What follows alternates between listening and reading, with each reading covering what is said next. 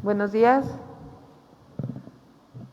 Está conmigo Carlos Ulloa, secretario de Desarrollo Urbano y Vivienda, y Eduardo Clark, director de Gobierno Digital de la DIF.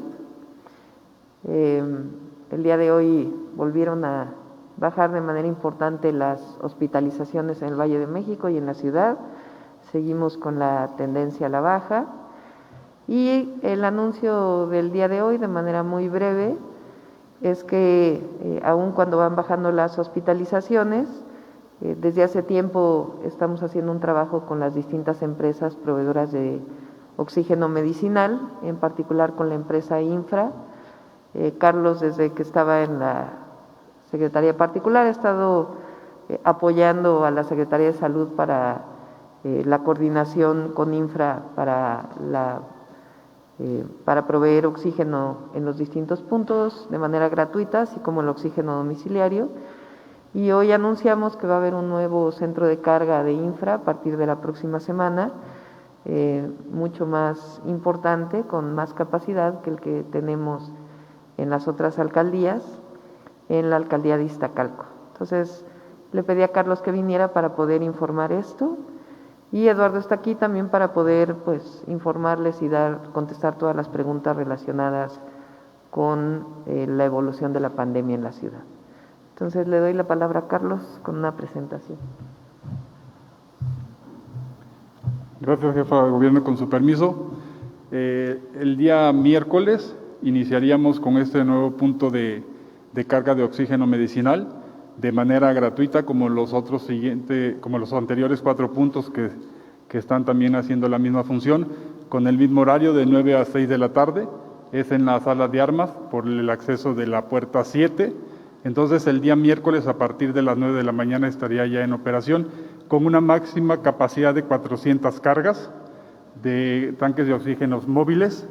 Obviamente la recomendación es que estén en buenas condiciones para que se puedan recargar, y estará en coordinación con el apoyo del personal de participación ciudadana a cargo del compañero Ernesto Armendáriz,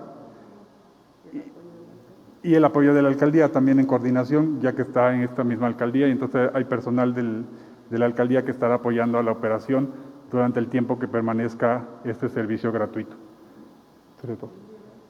Y tenemos un video de la presentación de la llegada del equipo del día de ayer.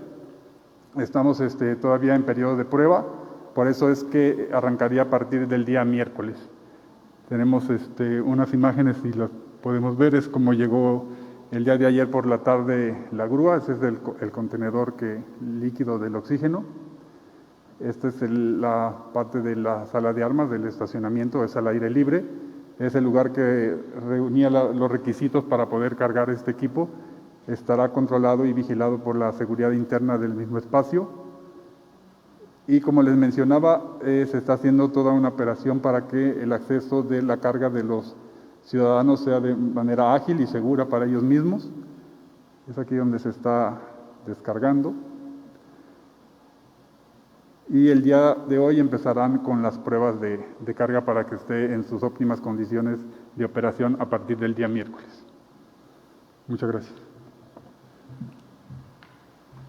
Pues sería esencialmente eso y contestar a sus preguntas. Iniciamos con ronda de preguntas y respuestas. Carlos Navarro, de El Heraldo. Buenos días a todos. Preguntarle, ¿cuál va a ser el esquema para que las personas puedan ir a recargar a esta nueva estación? O sea, ¿cómo se tienen que ir a formar? ¿Pueden hacerlo vía digital? ¿Y qué requisitos serían los que estarían necesitando para que la persona pueda acceder a una recarga de oxígeno? Llegan directo al lugar, conforme vayan llegando.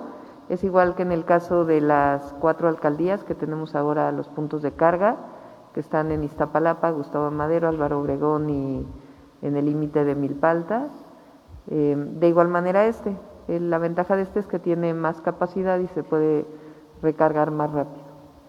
¿Son 400 recargas diarias? Así es, hasta ¿Cuál 400. fue el costo para esto, doctora? Nada, es un apoyo que está dando Infra de manera gratuita, y a quien, pues desde aquí agradecemos enormemente el apoyo que nos está brindando.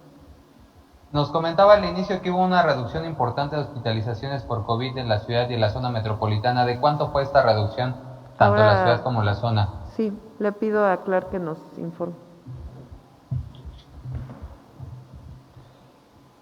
Hola Carlos. Tuvimos allá una reducción de 231 hospitalizados menos que los que tuvimos el día previo.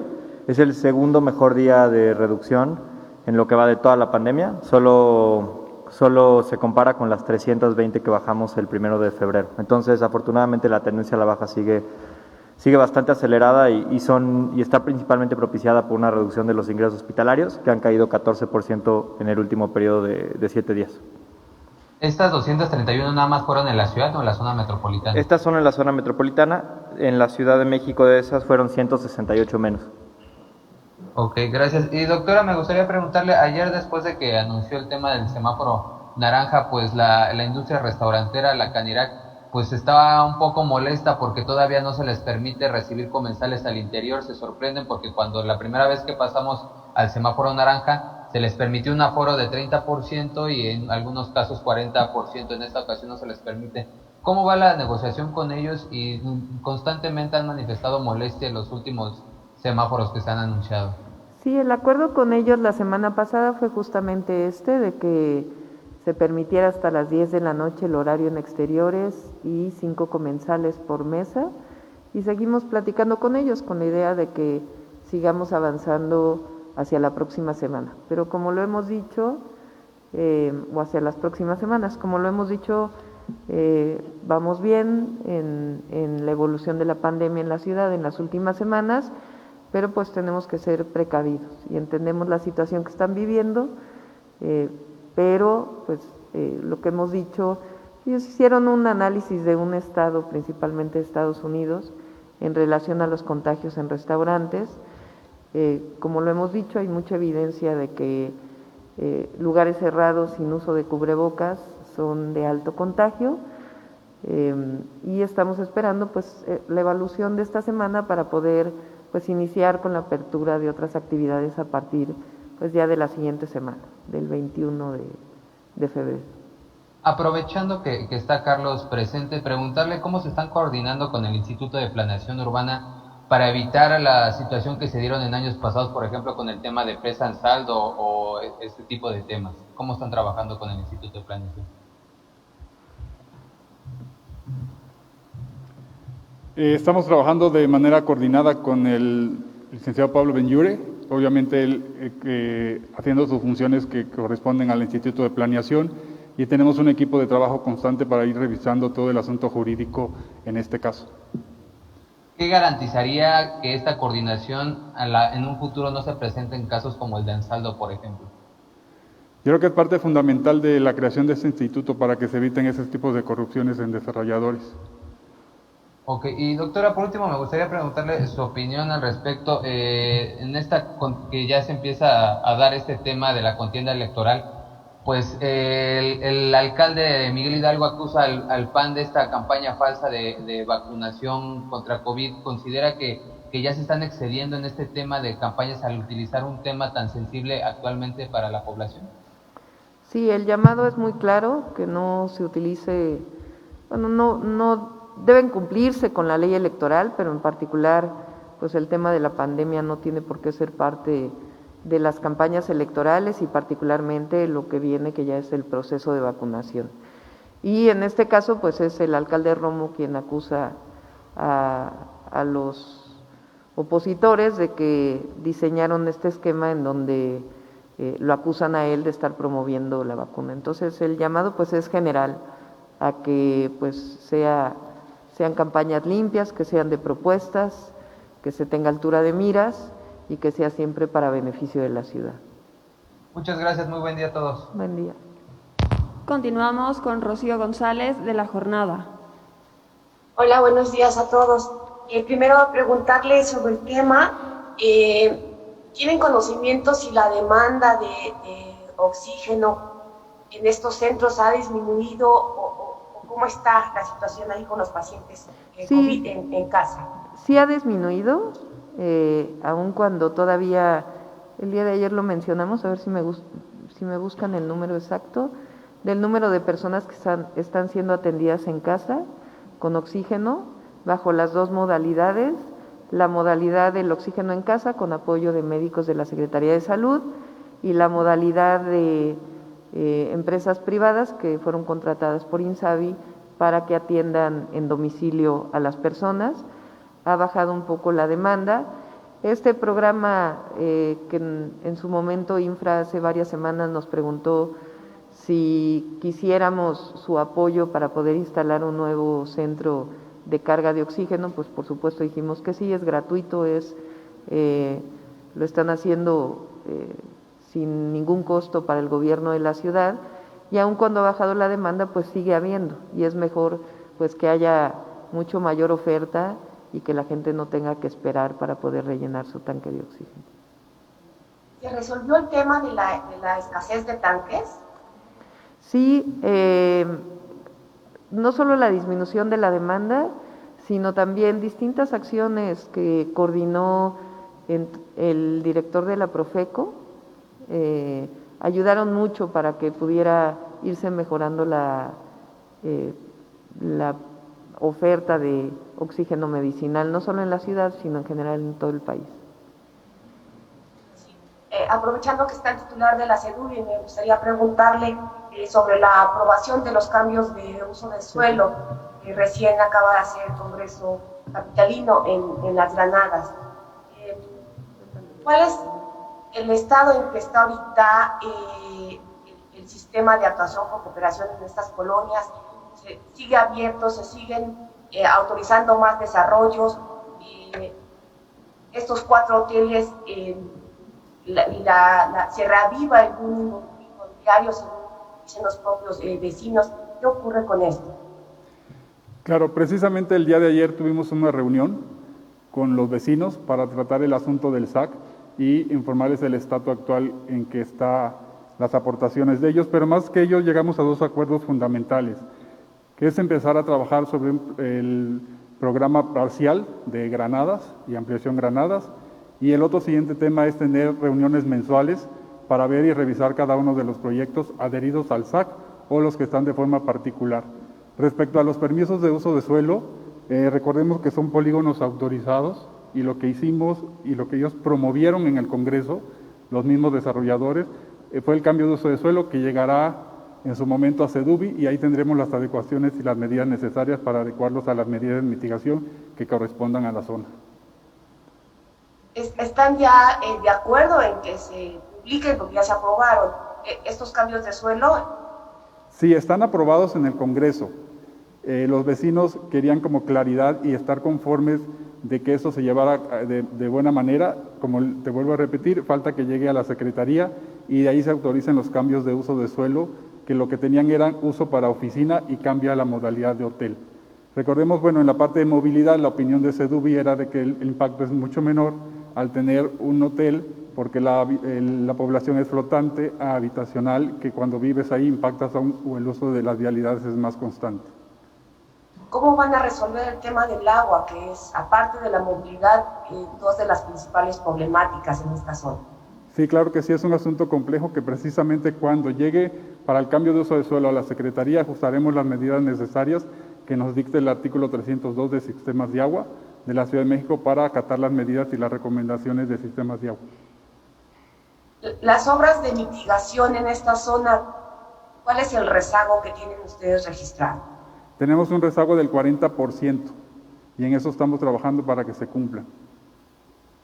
¿Que incluyen? Incluyen número de desarrolladores. La mayor parte ha cubierto al 100% sus aportaciones o sus obras de mitigación. Las restantes las analizamos y las estamos revisando con la alcaldía para que la alcaldía también no libere ninguna liberación de ocupación hasta que se cumplan con estas medidas de mitigación. Gracias. Al contrario. Siguiente pregunta, Iván Sosa, de Reforma. Tengo una última para la doctora. Sí, perdón, Rocío. Es muy importante el trabajo que hizo Carlos en estos días, que venía haciendo Ileana, y hoy recupera a Carlos de una manera muy importante, que es el diálogo con los vecinos. Entonces, como yo había dicho, una cosa es el cambio de uso de suelo y otra es la aprobación del propio proyecto también. Entonces, lo que se les dio certeza a los vecinos es que se va a seguir platicando con ellos, dialogando para que en el momento que se presente el proyecto se revisan obras de mitigación y el propio proyecto junto con ellos, para que no haya pues algo que afecte todavía más a los vecinos de la zona, sino que al contrario, las obras de mitigación permitan mejorar la vida de ese lugar. Gracias, doctora. Y preguntarle por último en el tema de Miguel Hidalgo, hace este llamado, pero más allá de este llamado, ¿podría el gobierno coadyuvar en este tipo de situaciones? Ya el instituto también informaba que estaba tomando cartas en el asunto. No sé si en este caso con la policía cibernética, porque pues, es una campaña que se da en redes sociales, sobre todo. Sí, creo que frente a denuncia, que entiendo que hubo una denuncia el día de ayer, lo informó hoy la procuradora, la fiscal general en el gabinete, que hubo una denuncia y a partir de ahí pues se abre la investigación y si es necesario se bajan páginas y se investigan las cuentas de donde vinieron pues esta campaña y lo que corresponde en términos del Código Penal. Gracias, doctor. Iván. Buenos días. Jefa del gobierno, ¿por qué está iniciando la vacunación en estas alcaldías, Magdalena Contreras, Milpa Alta, Coajimalpa, que son de menor densidad poblacional, y no en las zonas en donde hubiera más intensidad en este momento de la epidemia, por favor? El día de mañana va a haber un anuncio por parte del presidente, que lo dijo él el viernes. El día de mañana habrá una conferencia de prensa del presidente y posterior a ello ya nosotros informaremos. Vamos a esperar al anuncio del presidente y después ya estaremos dando los detalles de la vacunación en la ciudad, que en realidad nosotros lo que estamos haciendo es apoyar al gobierno federal, quien lleva pues la coordinación general del programa de vacunación contra COVID-19. La ciudad ha sido vanguardista en la atención a la epidemia y supongo que tiene algunos criterios de por dónde debería iniciar la vacunación para ser más efectiva. ¿Hay un proceso de diálogo con el gobierno federal, con la Secretaría de Salud Federal, o ellos decidirán en dónde y cómo? Siempre hay coordinación, hay diálogo, pues depende de muchas variables, no solamente de la evolución de la pandemia, del número de vacunas, de la posibilidad de desarrollar una logística adecuada en ciertos lugares, pero ya el día de mañana, después del anuncio del presidente, ya estaremos informando a la población y a la ciudadanía de este inicio del programa de vacunación. Por lo pronto, hoy sí ya hay personal del gobierno de la ciudad recorriendo los sitios en donde se haría la vacunación el lunes. Estamos en coordinación permanente con el Gobierno de México y no quisiera informar nada hasta que no anuncie el presidente los criterios generales, el inicio de este programa, y ya nosotros ya posteriormente daríamos toda la información relacionada con la Ciudad de México. Gracias. La CEDUBI ha autorizado permisos para nuevos anuncios de publicidad exterior, ¿o por qué vemos cada vez más anuncios, por favor? No hay ninguna autorización nueva y en todo caso hay la revisión que se hace con el INVEA para quitar anuncios espectaculares. De hecho, pues se han quitado muchísimos anuncios. Nosotros ya no lo difundimos tanto, pero sigue el programa de retiro de anuncios espectaculares, particularmente en azoteas. Ya, muchas gracias. Gracias. Escuchamos a Eduardo Hernández de El Universal. Hola, buenos días a todos. Primero me gustaría preguntar sobre el tema, actualmente, no sé si tengan el dato, cuántas personas se han beneficiado en estos centros de rellenar o de ocupar pues un tanque de gas, de oxígeno, perdón. ¿Te damos el dato en un momento? Tenemos el dato que dimos el día de ayer del oxígeno domiciliario y las recargas de oxígeno, este es el dato que vimos ayer, 1.550 atenciones, activos 882 en este momento del programa del gobierno de la ciudad y del convenio con privados del INSABI que coordinamos a través del C5, y además la recarga que está haciendo de manera gratuita la empresa Infra. Si nos permiten, en un momento les damos la información. Y preguntarle también, doctora, si ya hay fecha estimada o hasta cuándo estarán brindando este apoyo o seguirá hasta que... Hasta que sea necesario, y la verdad ahí agradecemos muchísimo porque nosotros ponemos solamente pues parte de la infraestructura, la organización del lugar, y es esta empresa quien lo da de manera gratuita.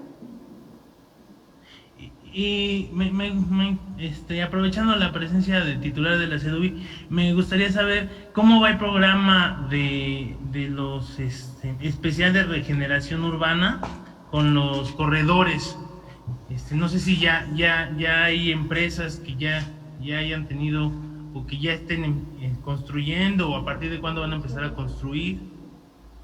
Sí, en esta parte estamos trabajando con la Secretaría de Movilidad y yo creo que haremos una presentación, no sé, en unas 2 semanas cuando nos lo recomiende la jefa de gobierno y presentamos un plan global de todos estos proyectos que están trabajando. ¿Sí estarán este año? Empezar a comprar. Sí. Perfecto.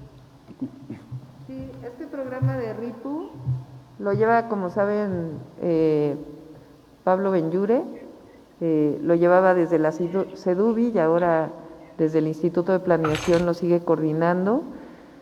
Ya hay un primer proyecto, ¿verdad? Que ya, de hecho, ya se va a poner casi la primera piedra de este primer proyecto, pero hay ya autorizados cerca de 20 más o menos proyectos del programa de regeneración urbana y vivienda incluyente, algunos de ellos inclusive en el centro histórico de la ciudad.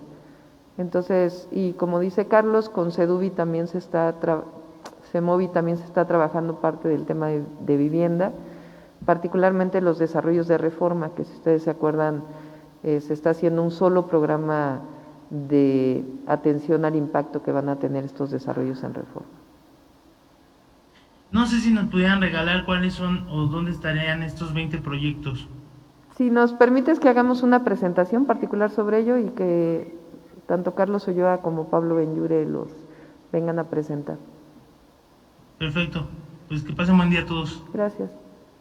Continuamos con Leonardo Lugo, de Milenio. Hola, ¿qué tal? Buenos días a todos. Doctora, preguntarle, se sigue implementando la ley seca en la mitad de las alcaldías cada semana. No sé si nos puede informar si esto ha servido para mitigar las fiestas o algún dato de que ya no hay tanto, sobre todo durante este mes de enero. Sí, sí ha funcionado. Obviamente también hay una reducción debido a que pues el mayor número de fiestas se realizaron en diciembre, como es obvio por el tema de la Navidad, el Año Nuevo y Día de Reyes. Sí ha funcionado, pero esta misma semana también vamos a hacer una valoración dado que ya pues pasamos al semáforo naranja. ¿Tendrá algún dato sobre reportes de fiestas en las alcaldías? Sí, sí hay un dato de reporte de fiestas. El dato también se ha incrementado en el C5, también por el llamado que hemos estado haciendo a la ciudadanía de atender las fiestas. Entonces, con gusto les damos la información y también de la atención de la Policía de la Ciudad de México, cuando se llama al 911, y el trabajo de persuasión que normalmente se hace, disuasión, para que con la información sea suficiente para que terminen la fiesta en estos lugares. Y ante la implementación del semáforo naranja desde el próximo lunes, ¿seguirá implementándose la ley seca cada semana? Es lo que vamos a valorar la próxima semana. Ya vamos a ver si tiene sentido seguirla manteniendo o se retira. Gracias, doctora. Y siempre valoramos con los alcaldes, ¿no? Porque muchos fueron iniciativa de los propios alcaldes y alcaldías que tienen la atribución para ponerlo. Muchas gracias. Por otra parte, a Eduardo Clark, no sé si nos puedes también detallar, comentabas que había una disminución en los hospitalizados. Si nos puedes detallar cuántos son de los intubados y si de igual forma hay reducción. Claro, te paso ahora el dato exactamente. Aquí lo tengo. Un segundo. De lo que recuerdo ayer fueron disminución en ambos. Pero para no errar te doy el número exacto. Dame un segundo. Ahí.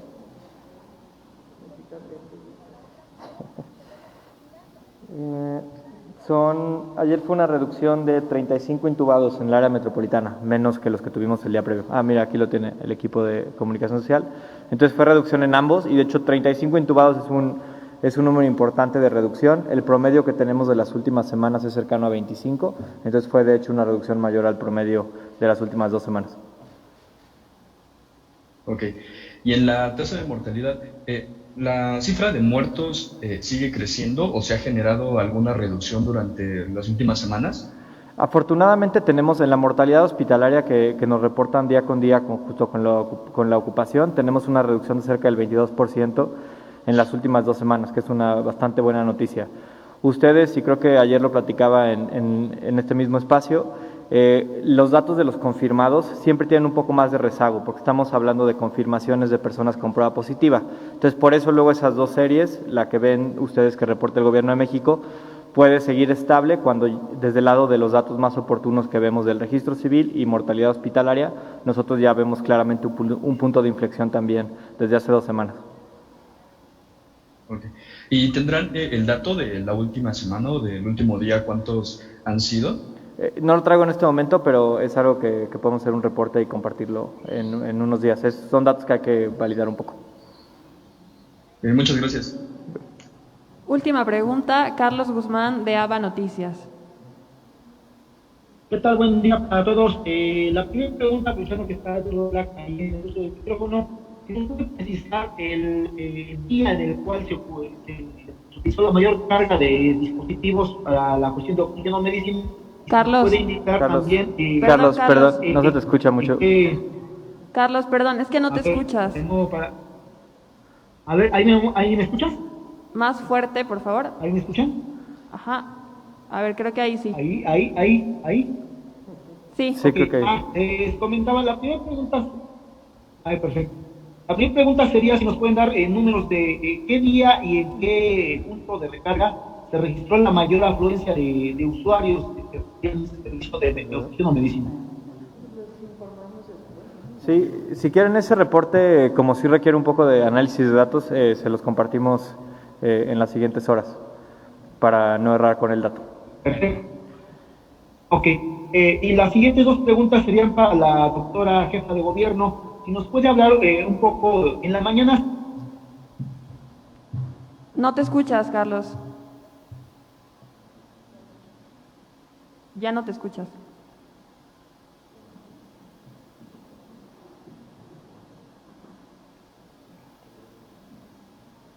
Carlos, discúlpanos, ya no te escuchas. A ver, ¿ahí me escuchan? Sí. A ver, sí. Doctora, buenos días. Si nos puede comentar algunos datos. En la mañana estuvimos en Cadena Contreras, en Coajimalpa, en las escuelas que se van a ocupar a partir del lunes. Había personal de Civiso y de Secretaría de Salud. Si nos puede comentar algunos datos, ¿cuánto personal se está destinando para la limpieza de escuelas? Sí, el día de mañana vamos a informar sobre este tema. Repito, el presidente va a dar una información relacionada con el programa de vacunación en el país y ya posteriormente de este anuncio nosotros vamos a dar detalles de la vacunación en la ciudad. Y finalmente, si tienen contemplado algún operativo para la vacunación de los expresidentes, ya vemos que por mediante ya está registrado en la plataforma. Sí, que se formen. Ese es el operativo. Que hagan su fila. Cuando les toque, les toca. Estarán como cualquier mexicano entonces, si les toca en alguna escuela. Como cualquier mexicana. Ese es el operativo para los expresidentes. Que hagan fila. Como cualquier mexicano. Perfecto. Perfecto, doctora. Muchas gracias. Buen día para todos. Gracias. Buen día. Concluimos con la conferencia.